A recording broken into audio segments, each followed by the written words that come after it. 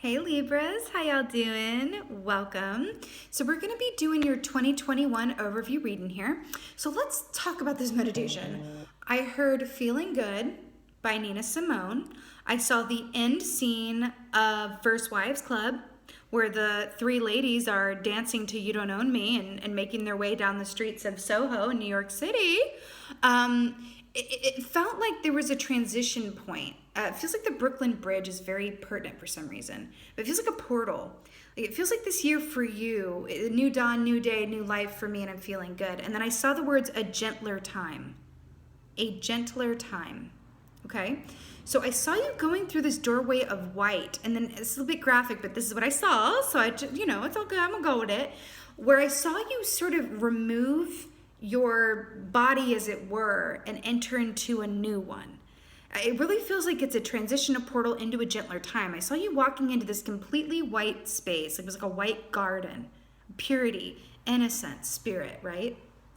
And I saw you sit down on this like white marble, but maybe softer than marble, sort of throne chair. And I saw all of these really luscious and beautiful fruit being offered to you. And I got this very distinct feeling that you have the opportunity to participate in a gentler way of living, thinking, moving, being, and interacting with your world and people around you. But it is a choice. It's an opportunity that is being presented to you within the context of this coming year. But in order for you to fully participate in it, it might require you leaving behind, right? The harsher relationships or realities or aspects of your existence, right? This could be the way that you think within for yourself, your relationship to yourself. This could be people around you, coworkers, your job. I feel like you're being asked to really be honest and look at yourself and your situation and go, what do I really want? Well, what do I feel good, right? What feels good for me? A lightness of being, a balanced mind, body, spirit, a gentler hand, and then going, what are the sources of stress or discord within my life? And what can I do around them? Right? If there's nothing to be done, right? Maybe consider how to move within that in a way where you can contribute a more gentle energy to it. Think along those lines or feel along those lines, right? And if there is something to be done, really think about that. How can I move to a more gentle existence?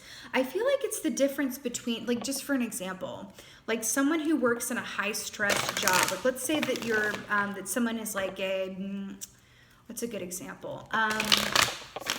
Like a high-power business executive assistant who's the assistant to, the executive of a large company, and they're on call 24 hours a day, and they work really long hours and work 80-hour weeks, and it's high stress. But it has perks, but it's a high level of stress, and they can never really relax, and they don't know when to turn the phone. It's that kind of state of being, right? Always on call. I'm going, you know what? I have anxiety, or I feel sad, or I feel like I'm not really appreciating or living life. I really want to move at a more slow pace and do a job that maybe even pays a bit less, right? Or maybe it's even located somewhere different, or maybe it pays more. Who knows? But I want my life to feel, right, like a more gentle hand. Like I have the time to sit down and eat a luscious piece of fruit. I saw passion fruit, mango, peaches, specifically. Okay? I feel like you're being asked to, really look at your life through the lens of like, time is precious and your experience matters, and it's you have an opportunity to change it up and enter into a time where, it's more gentle, it's softer, it's more akin to, because let's just like call a thing a thing. 2020 overall, dealt for most people was a bit of a harsher hand that was dealt. And I feel like in response to that in 2021, you're going, you know what, which is a 5-year, right? I need to recuperate, or I've started to see that my perspective has shifted and I no longer value working so hard that I, get home at the end of the day and just crash and don't have time for me or to go more slowly or participate in hobbies or give back or whatever that is. My perspective has shifted, right? And I want to go towards what feels good. I'm feeling good. You don't own me. Allowing yourself to be free of anything that doesn't feel right and good for you, and trusting that by following that feeling, you're going to find yourself within an opportunity to exist within a job, a relationship, an existence or mode of being that feels of your highest and best good and feels like home and like peace. Okay, peace. A white dove. I'm seeing a white dove. It feels like you are given an opportunity to enter into a state of peace. Okay, crow. I'm almost done with these readings for 2020. I can't tell you the number of times that crows come up. Okay, so caw. You know, crow is associated with the number 5. We are going into a 5-year, which is a number of change and implementation, right? So the crow equates to the high priestess and the magician, both of them, right? So the high priestess is about tapping into those unseen depths or that hidden information, tapping into your intuition for guidance and clarity and directives, right? The magician is about manifesting as a result of that guidance, right? Actually listening and being open to it. You know, crows also represent injustice. They speak up when there's an injustice. They call it out when there's an imbalance, right? They will come and alert you to incoming change. You have an opportunity to create very happy change in your life. You know what? I should really say co-create happy change and facilitate it coming towards you, right? I keep hearing it, a more gentle hand, dove energy, okay? Wow, the world key. So what's really funny about this is that I saw the end scene of First Wives Club. Holler at me in the comments if you love that movie as much as I do. But it's like, you don't own me, and it's the end of the movie. The world, this is the last key in the major arcana set. This is successful, happy completion, graduation day, finishing, ending one cycle, and then what comes after this? The Fool. The fresh, brand new start, the beginning of an entirely new cycle. You have an opportunity to close one chapter and open another. In whatever way this resonates for you. You might be, you know, not wanting to manifest the same person over and over and close that door and, you know, manifest someone who's not, you know, hard work or however that resonates with you, right? Maybe it's your relationship with yourself. You're tired of, you know, kind of going through life the way that you have been, and you want to open yourself up to something that feels, you know, more gentle, softer, better. Oh my God. The Fool. I was just talking about that. What comes after the world? The Fool. The Fool. This is fresh, brand new start. I'm also really drawn to the fact, and this is very lucky energy too, it feels like you're letting go of baggage. Remember I said you're often leaving a body or aspect of yourself behind? You are letting go of this baggage and flying as a result. It's so beautiful. One cycle completes and a new one begins. But it does require that you release what wants to be released and what's outdated. Sometimes it can be difficult to be, you know, completely honest around that, you know? But it's important. There's an opportunity in this for you. Page of Cups. I am so obsessed with this for you because this is on the back of the Fool. The page is like, you know, the new energy, the childlike energy, the newbie energy. You are starting into a new chapter with a gentler hand. This is such a sweet energy with this manatee here, right? The gentle giants of the sea, right? This is so beautiful. The Page of Cups is about, you know, being involved in emotionally fulfilling and sweet relationships that give back as much as, you know, they get and don't ask anything of you that is, you know, outside of accordance with, you know, a pure love vibration. This can also represent children, deriving a lot of inspiration and happiness and emotional fulfillment from, you know, the children in your life, whether they're your children or your nieces and nephews or children that you work with or even children that you observe. Going, what is it about how children live life that I can take a cue from? Well, first of all, this manatee, you kind of have to squint to see it, right? You could be walking along this beach as an adult and get so focused on the cup that's fallen over on the ground in front of you, what you want to change, what isn't right, that you miss this. But a child is going to go, oh, that's a cup fallen over. Look at that, right? How many times have you heard a child say like, oh my God, look at that, right? Children are in the present moment to the point where they barely miss a thing. Children, let me tell you something, children miss nothing, okay? They see all. They really do. And there's an aspect to that here for you. Again, with this fresh start and new beginning and clearing that slate for yourself in a more gentle hand. And then we have the gentle giant of the sea. Libra, my beautiful butterflies.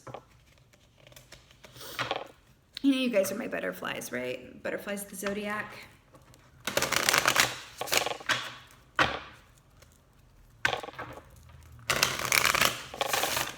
Okay, let's get some clarifiers. This is so beautiful, Libra. This feels so good. The world. This feels just like a really warm hug from, you know, that pawpaw that you just love so much. It's like, oh, grandpa. What's that line from, I'm seeing Parent Trap? Grandpa who smells like peppermint and cigars. I mean, it's that visceral feeling of home and comfort that I'm really picking up on here, you know? Okay. So, wow. So we have Queen of Arrows with the Swan. So this equates to the Queen of Swords, right? Which is about discernment. And what is this? Discerning what is and is not for you, releasing what isn't, getting truthful about that, right? The Swan also represents an aspect of surrendering to the will of spirit, which means you're not trying to actively run the show at all times, right? You're going, I surrender to the will of spirit. I'm going on this river of allowance. All I have to do is, it's not all up to you, thank goodness. All I have to do is follow the feeling about what is not making me happy, so that I can allow room for what is. I don't have to go and figure out what exactly will make me happy or how to get it. It's just about releasing and removing what isn't so that there's room, right? Remember when I said it can be a bit uncomfortable? You might have to release or, you know, participate in some endings in order for this to manifest. That's what this is. And you can do so from a place of clarity and discernment and self-love and truth. Look at yourself in the mirror. Be honest, right? After you talk to someone, how do you feel? Do you feel drained or do you feel better? After you go to work, do you feel drained or do you feel like you accomplished something, right? Be honest with yourself. 5 of Stones, endurance. So this is 5 of Pentacles traditionally to clarify the Fool. Look at this little child. Look at this little child. And then we have the child of the zodiac, which is the Fool. So 5 of Pentacles traditionally is feeling separate from what you desire, right? Feeling left out in the cold here with the lightning and the storm and the, look at the, I mean, where's this child's parents, right? There's an aspect of this here, right? I do, remember when we're talking about a more gentle hand, a more gentler time? You're being asked to move from this, into the bright light of day, release all of this. Fear of not having what you're gonna need. Fear of making change. Fear that you won't manifest who or what you desire. Fear that things won't get better. Fear that you're never actually going to reach a place of inner peace. I keep seeing this, a dove, right? There is a new, fresh, brand new start on the other side of you lovingly removing and stepping away from what and who no longer serves you. For real. You know, also the Crow, along with that, there's going to be signs and synchronicities out the wazoo and repeating numbers when the Crow, I don't even say wazoo, but that came to me, when the Crow comes up here. Okay, this means that you are divinely supported by the universe. So if you're thinking, for example, man, I really need to like switch careers because this is not making me happy. I'm afraid, but I really want to switch because I'm not happy, right? And then you're like, but what is it? I don't know, right?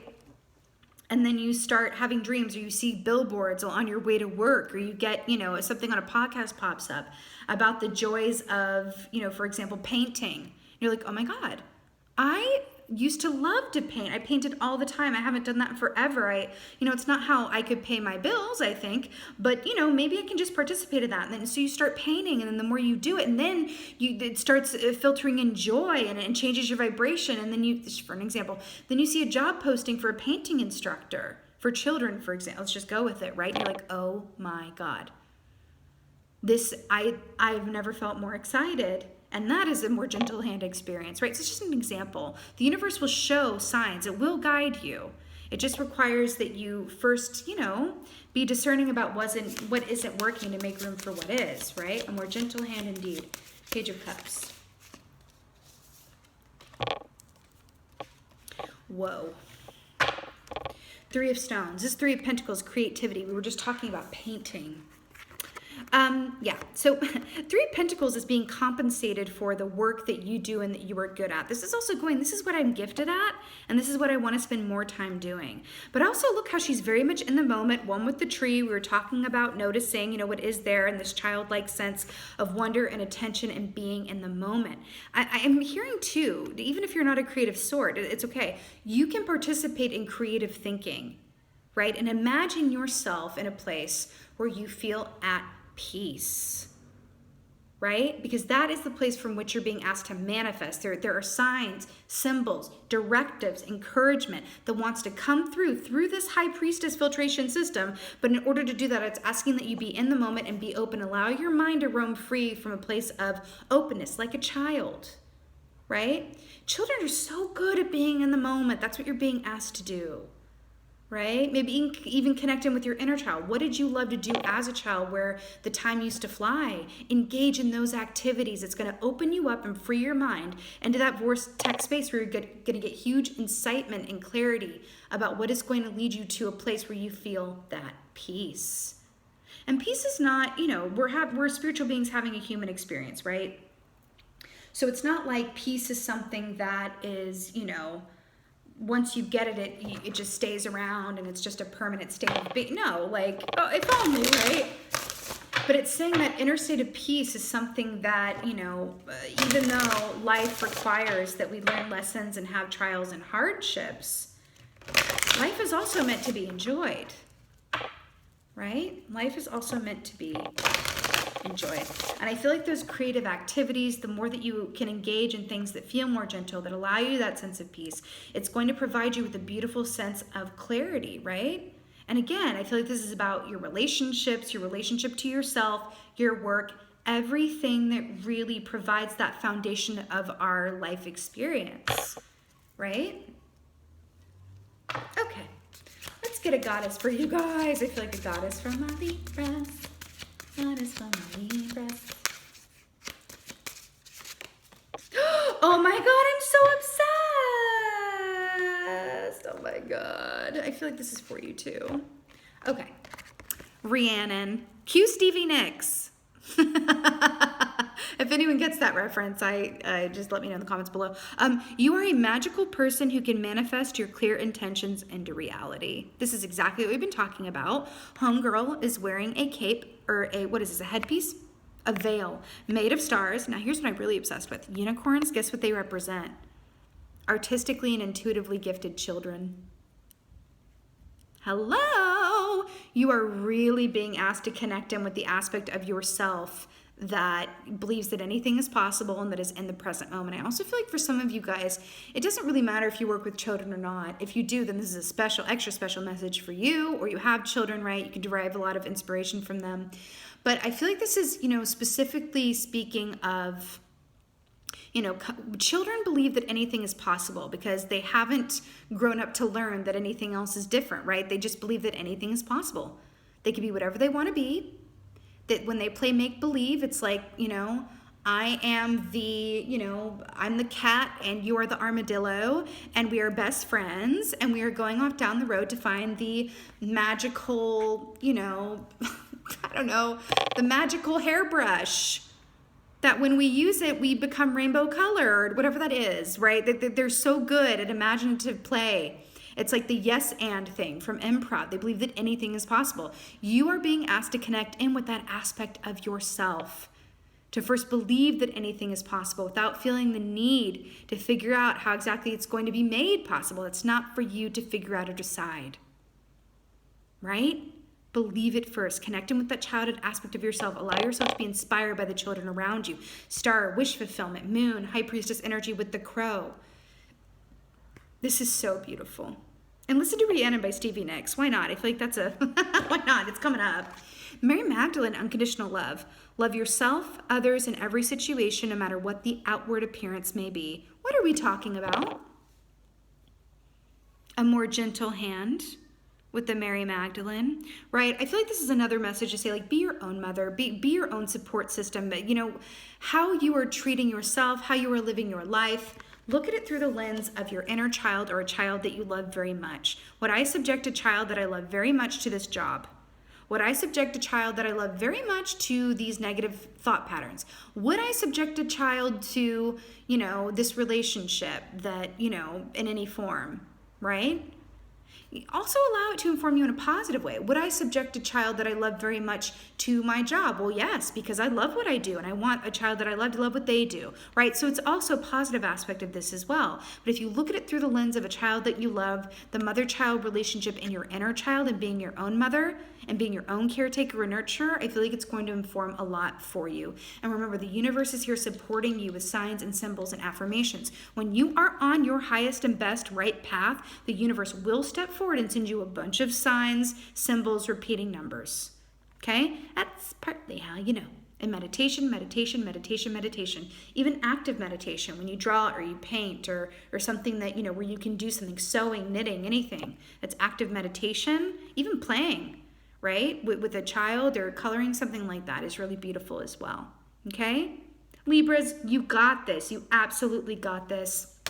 I'm wishing you a happy and blessed 2021. And with that being said, just thank you. Thank you so much for being here. And as always, thank you for being you. And be well until next time.